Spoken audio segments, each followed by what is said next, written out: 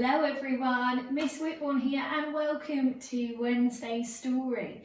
Now, I got some of you voting last week for which of the new Aladdin stories you wanted me to read, and the one that got the most votes, including Mrs. Stewart and my mum, so thank you both for participating, was Don't Bug the Genie. So that's what I'm going to read in 3 parts for the rest of the week. But as you'll notice, my setup is a tiny bit different this week for the stories than it normally is, because this story is a bit of a longer one and it doesn't actually have pictures on every single page. So it has got some pictures and of course I'll show them, but I thought that it might be nicer to see me reading it as well, so that you're not just staring at some writing on a page. And what I'm also going to suggest for this one, if you like, is to get really cosy to listen to this story. So in my class, sometimes what we do is everyone has the choice of sitting up or lying down and listening. You could get some cushions, you could go into those reading dens if you've still got them that Mrs. Dilworth challenged you to make, and just get really comfy and don't even worry about watching the video if you don't want to. But I really hope you enjoy the story because it's really, really good. So, Don't Bug the Genie. I'm going to read the first part for you right now. The sun beat down on the desert. All was quiet and peaceful and hot. Inside the Sultan's palace, Aladdin was taking a nap after lunch. His pet monkey, Abu, was tucked under his arm. Jasmine lay on the divan. The magic carpet had rolled itself up and the genie snored peacefully near a window, his sapphire glistening in his navel. That means a belly button. Aladdin and Jasmine lived in the royal palace with Jasmine's father, the Sultan, Abu, and the magic carpet. Aladdin had become a prince when the genie granted him his first wish. When Aladdin set the genie free, they became good friends. As they were sleeping, a big hairy bug with emerald green eyes flew through the window and dropped quietly onto the floor. It scooted past Aladdin and Jasmine. Then the bug stopped, waved its feathered antennae and headed straight for the genie. Buzzing softly, the bug crawled up the genie's leg towards his stomach.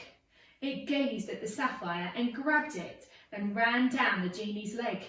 When the genie started to sit up, the bug dropped the sapphire onto a pillow on the floor. Chomp!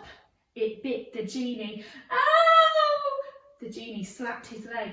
Sparks and puffs of blue smoke filled the air. The bug grabbed the sapphire again and flew out the window. What's going on? Cried Aladdin. A bug bit me! Shouted the genie. Ow, ow, ow, ow! He bounced around the room. Abu tugged on Aladdin's pants and pointed out the window, but Aladdin ignored him. Are you okay, Genie? Asked Jasmine. The genie turned yellow, then purple. He burped loud. Aladdin had never seen the genie like this. He was usually blue and more polite.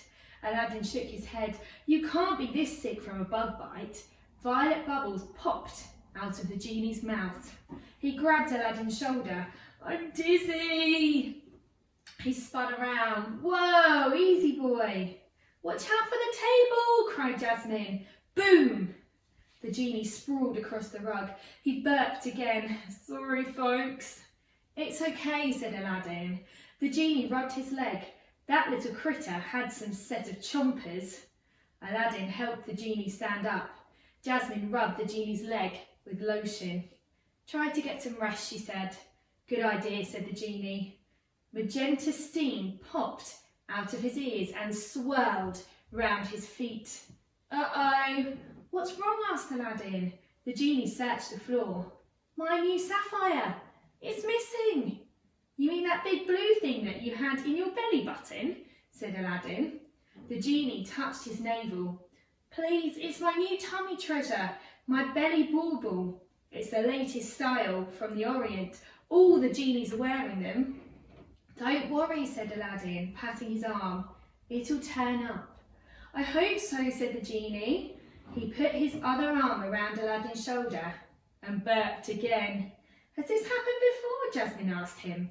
Never, said the genie. His eyes crossed and shut. It must be the bug bite. He leaned against Aladdin's shoulder. Jasmine's right. You should rest, said Aladdin. The genie flopped down on the rug and folded his hands over his chest. I'm sure I'll be fine by tomorrow. I'll look for the sapphire then. He closed his eyes and fell asleep. What kind of bug can make the genie so sick? Aladdin asked Jasmine. She shook her head. I don't know, but he sure doesn't look good. Abu jumped up and down and pointed out the window, but again, no one paid any attention to him. Chapter 2. The next morning, the genie was up early. Rise and shine, Owl, my man, he said. Aladdin opened one eye. How are you feeling? The genie held out his arm. Still purple with a touch of yellow and still no sapphire. He burped a purple bubble. Aladdin sat up. I think you've got something on your face now too. Pimples, the genie said. I thought I'd got rid of those 500 years ago. No, said Aladdin. Blotches, purple and yellow blotches. They look kind of slimy. He leaned forward. In fact, your whole body looks slimy. The genie touched his face, then his chest. His fingers got coated with sticky ooze. I'm melting! Abu scooted to the far side of Aladdin's bed. Even Aladdin moved back. Maybe some breakfast would help. Maybe, said the genie. Allow me, your princesses. He rubbed his gooey hands together.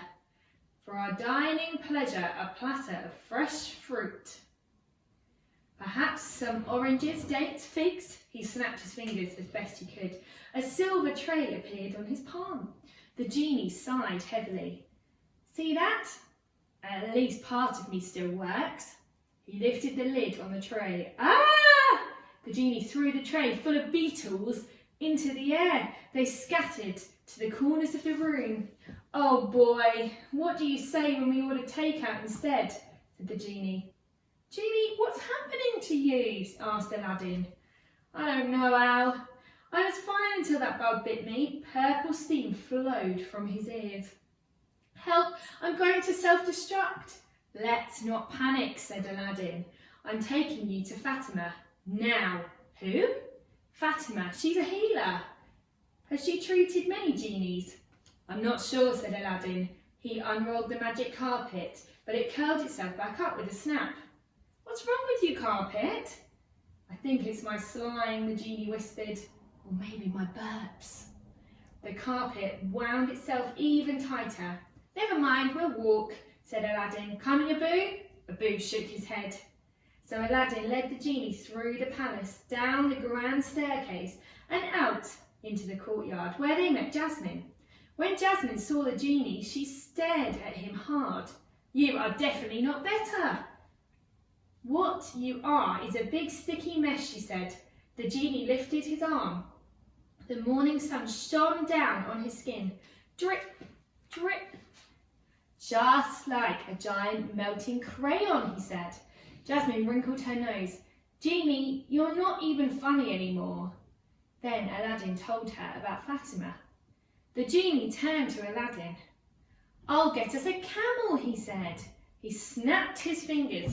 No, it's okay, said Aladdin. But it was too late. Aladdin shot into the air. A wild goat ran under him and he landed on its back. Hold on, Al, yelled the genie. The goat took off across the courtyard, with Aladdin holding on. You! Cried Aladdin, bouncing along. They bolted through the gates and towards the marketplace. Help! The marketplace was crowded. Watch out! Aladdin shouted. He grazed a woman carrying a jar on her head. Aladdin and the goat zigzagged around the long tables stacked with bread, cloth and dishes. They crashed into a table piled with oranges. Aladdin slid off the goat. Sorry, he said to the merchant. He picked up the oranges and handed him a gold coin. The goat ran away and Aladdin walked limping back to the palace. Jasmine shook her head as he came into the courtyard. This had gone on too long. she said, and she hurried inside. No more genie magic, Aladdin said. Jasmine returned with a long hooded robe. I hope Fatima can help. At least this will keep him from scaring anyone, she said. Aren't you coming? Asked Aladdin. You're better with sick genies. Besides, I don't want to be around if he gets worse, said Jasmine. She called to the magic carpet and Abu. Come down here, you two. Aladdin and the genie need your help. The carpet slunk out the door. Abu followed behind. Thanks, Jasmine, said Aladdin. He, Abu and the genie climbed aboard the carpet. I promise we won't come back until he's blue again. Jasmine waved goodbye. Good luck, she said. You're going to need it. Getting to Fatima's house was tricky. Aladdin, Abu and the genie wound their way through the crowded marketplace on the magic carpet, past busy shops and houses. Finally, they reached a dusty, crooked street on the edge of the desert. Almost there, said Aladdin. Good, said the genie. How do I look? Don't ask, said Aladdin.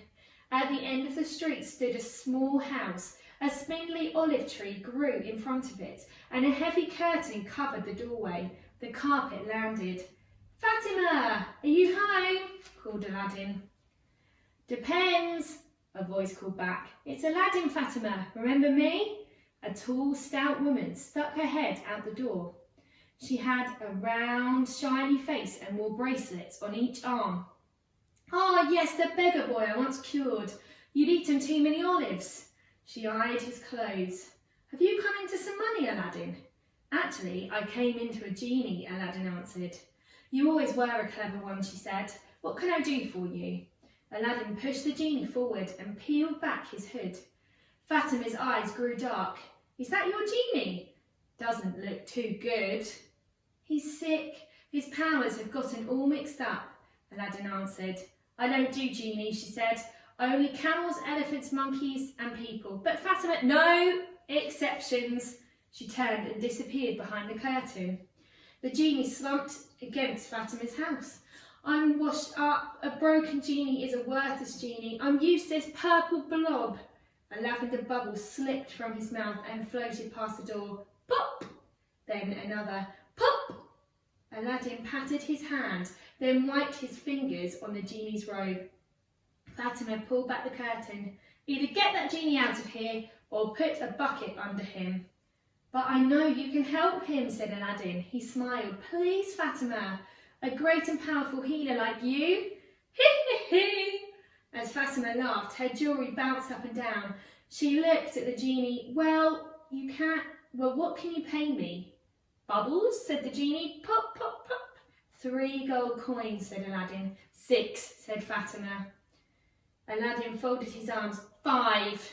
Fatima shook her head. No deal. I knew it, said the genie. You may as well ship me back to the Cave of Wonders.